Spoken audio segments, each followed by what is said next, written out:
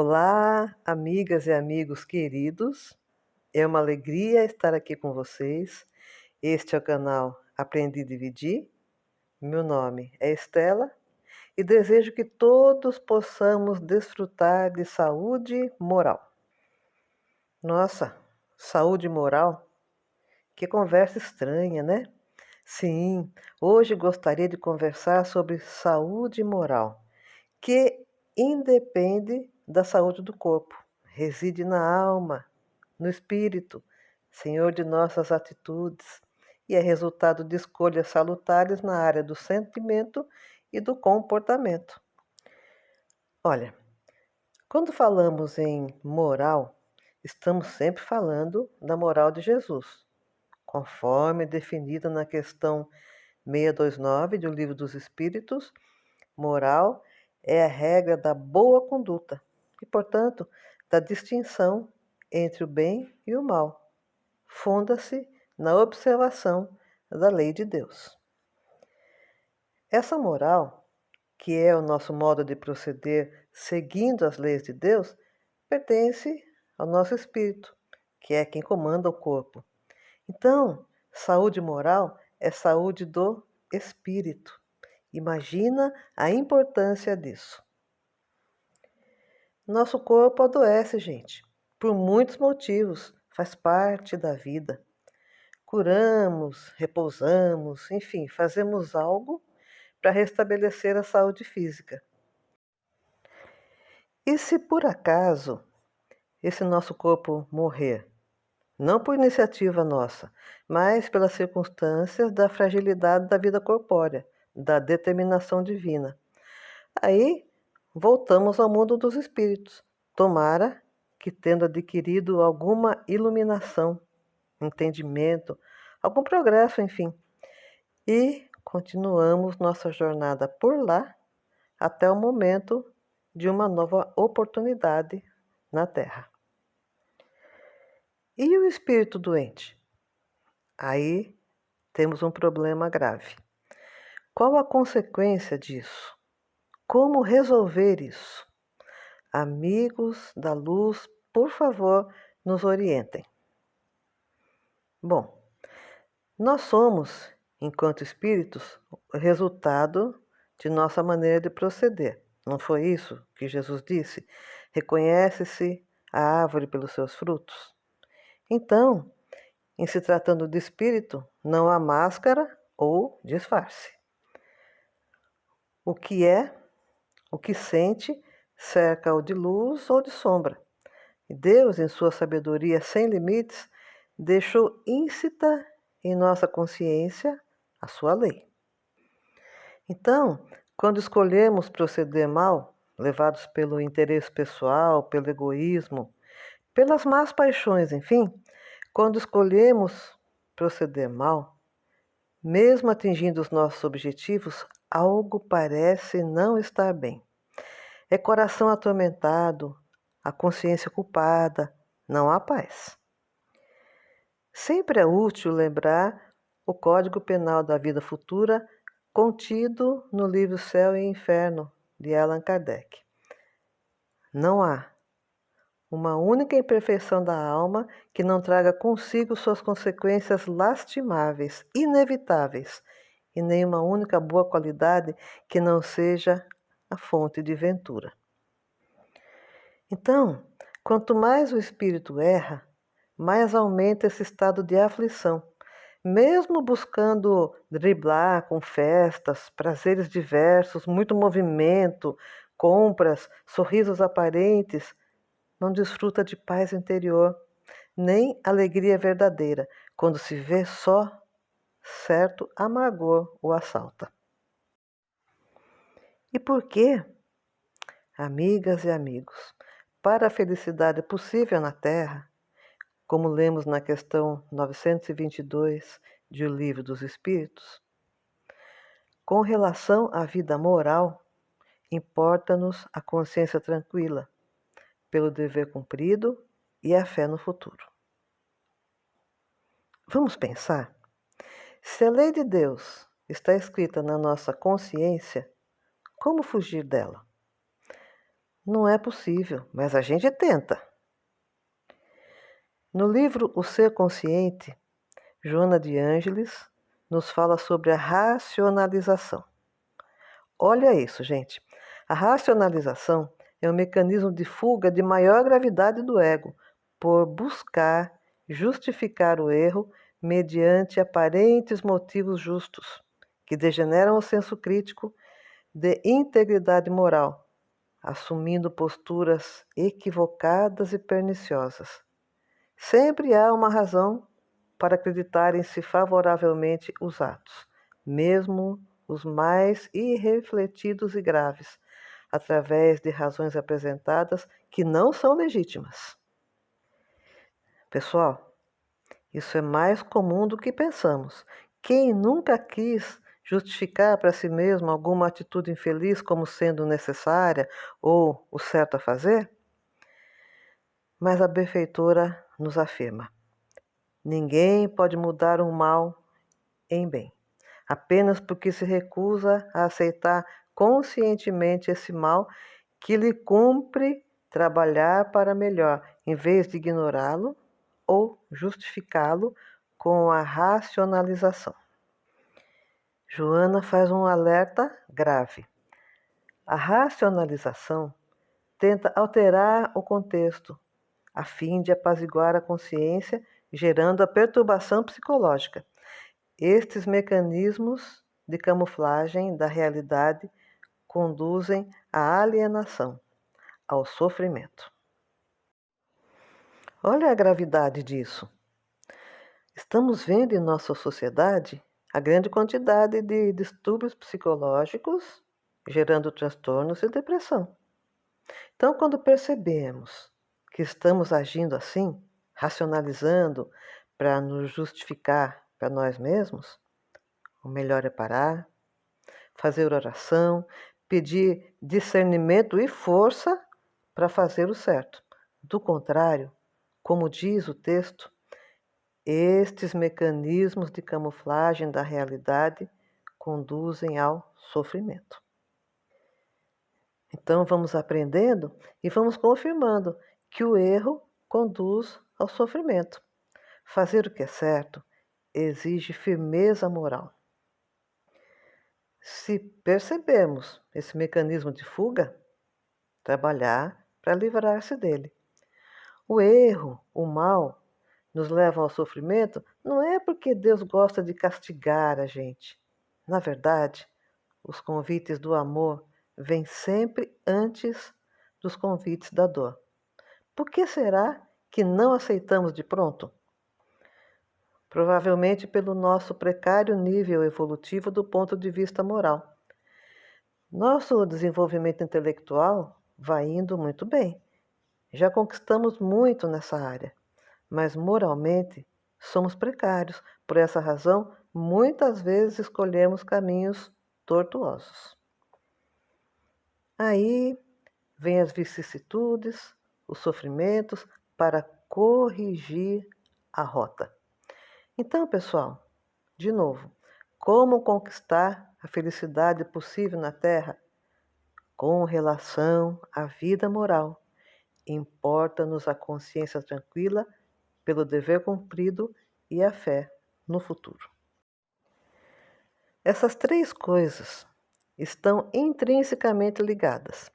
Se fazemos nosso melhor, se cumprimos nosso dever para com as leis de Deus, isso nos pacifica interiormente. Nos colocamos no fluxo natural da criação, que é o cultivo do bom, do bem e do belo. Um amigo espiritual muito querido um dia nos disse: a terra está sendo sacudida. Refugiem-se no caminho do bem, na oração, escolhe o caminho certo e segue nele. Então, entendemos que o bem é nosso refúgio em qualquer tempo.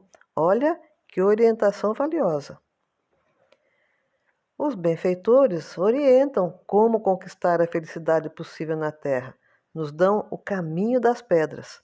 Seguindo nesse caminho, a fé no futuro é consequência natural. Pelo que aprendemos, a consciência culpada sente-se em dívida com a vida. Intimamente, sente que está negligenciando as leis de Deus. Já aprendemos que o espírito se sente infeliz quando se afasta das leis de Deus. Porém, não existe abandono por parte de Deus, não existe condição para Ele nos amar. Ele ama mesmo quando erramos. E qualquer movimento do espírito na direção do bem é amparado pelos espíritos benfeitores. Sempre falamos do recurso da oração. Não é discurso vazio, é porque ela nos conecta com as esferas superiores da vida. É uma coisa lógica. Deus, nosso Pai, conhece nossas imperfeições, assim como Jesus, nosso Mestre. Jesus afirmou que nenhuma ovelha que o Pai lhe confiou iria se perder. No belíssimo capítulo O Cristo Consolador, do Evangelho segundo o Espiritismo, lemos: Sinto-me por demais tomado de compaixão pelas vossas misérias, pela vossa fraqueza imensa, para deixar de estender mão socorredora aos infelizes transviados que, vendo o céu, caem nos abismos do erro. Então, se nos sentimos perdidos, oprimidos, confiemos nele. Vinde a mim, você que está sobrecarregado. Lembra? É bom a gente lembrar dele, do que ele disse. Gente, estamos falando de nós. Não somos espíritos superiores ou elevados, somos nós, com nossas falhas e lutas, buscando acertar, buscando a sintonia com o bem. Percebendo como somos amparados nessa jornada, como não ter fé no futuro? Se pensarmos bem, o movimento que falta é de nossa parte. É vencermos a nós mesmos, a nossa rebeldia.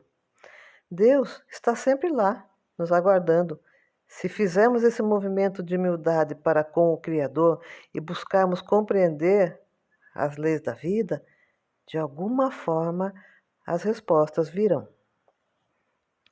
Deus nos aguarda, mas o movimento tem que ser nosso, porque o esforço é de cada um. Isso cria o mérito. Deus nos ama, mas não faz favores e não desce para errar conosco. A maior parte de nós leu o livro Nosso Lar.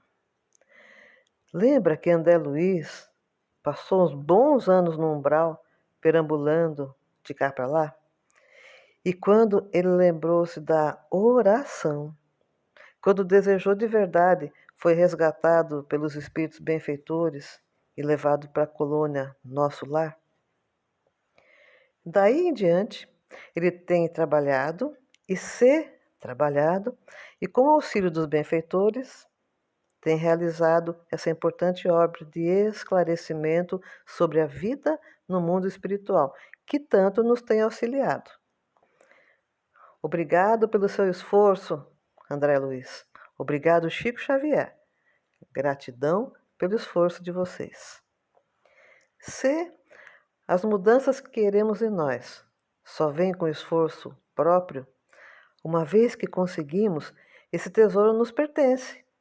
Na verdade, é a única coisa que nos pertence realmente. Nossos tesouros, nossas aquisições que nos engrandecem em espírito, são nossos tesouros. Aquele que a ferrugem não corrói e que as traças não comem, como nos disse Jesus. Um desses tesouros é o pensamento sadio. Eita, como é difícil educar o pensamento, essa incrível potência da alma. Quando percebemos, já estamos percorrendo caminhos pouco saudáveis com o pensamento. Repara os sentimentos nesse momento. Serão de igual qualidade.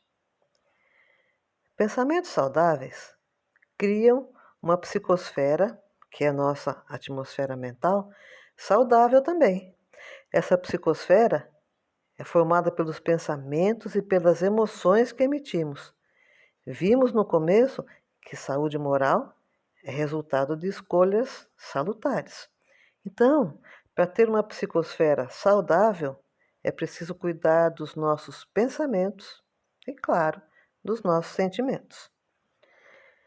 Pensamento e sentimento estão intimamente ligados.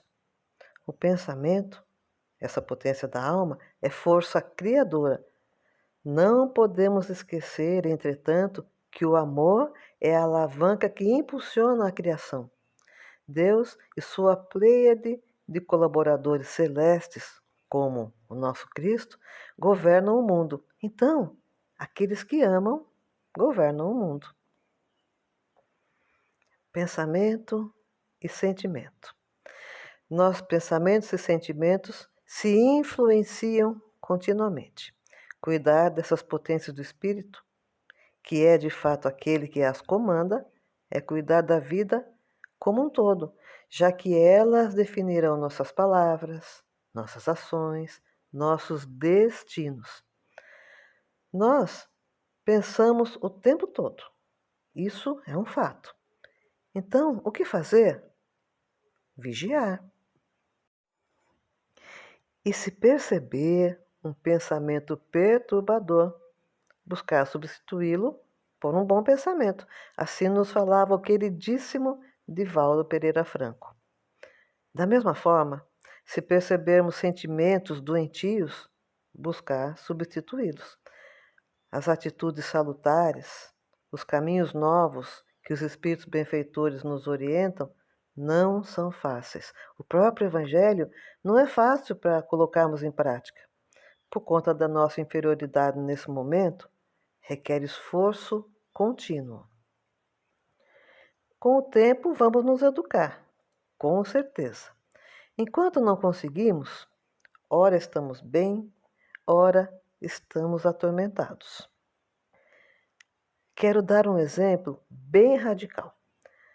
Sabe, quando uma situação está muito ruim e a pessoa diz: "Que inferno isso?" Isso representa bem o que é o inferno. Inferno não é um lugar, é um estado de espírito. É como está a psicosfera daquela pessoa.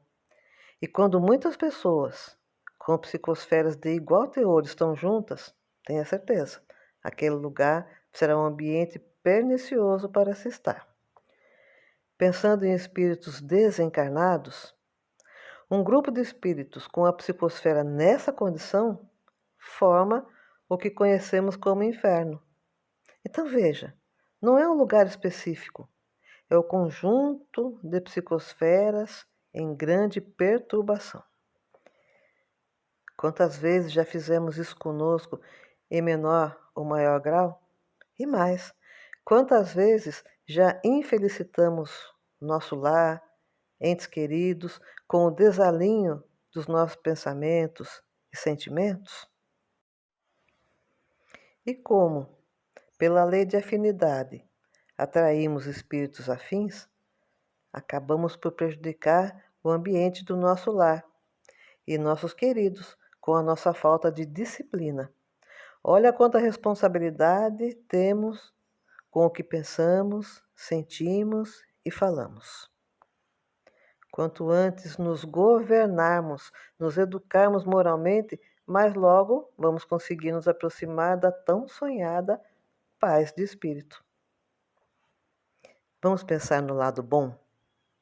O contrário também é verdadeiro. Sentimentos, pensamentos, comportamentos equilibrados atraem companhias espirituais afins também. A lei de afinidade impera sempre. Espíritos benfeitores são chamados benfeitores porque fazem o bem. Vendo o nosso esforço, nossa boa vontade, nos inspiram, nos fortalecem, nos auxiliam. Só depende do nosso querer. Deus não violenta nenhuma consciência, mas oferece sempre mãos amigas aos seus filhos que querem avançar na sua divina direção. Amigas e amigos, Falamos rapidamente sobre alguns cuidados que podemos ter, algumas atitudes que devemos evitar. Há tanto para fazer, maneiras de cuidar de nós mesmos que refletirá no nosso lar, no nosso ambiente de trabalho, no mundo, na nossa vida de espírito imortal. Essa consciência é muito pessoal, não mudamos as outras pessoas, mas somos os primeiros beneficiados com uma nova maneira de ser. E isso sim é eficiente, quando as pessoas percebem uma nova maneira de ser, diferente, para melhor. O mundo está conturbado, mas as pessoas anseiam algo melhor. E vamos beneficiar nossos filhos, nossos relacionamentos afetivos, nossos familiares. Que sentimento de dever cumprido, que alegria interior. Então, amigas e amigos de reflexões, a todos nós, saúde moral.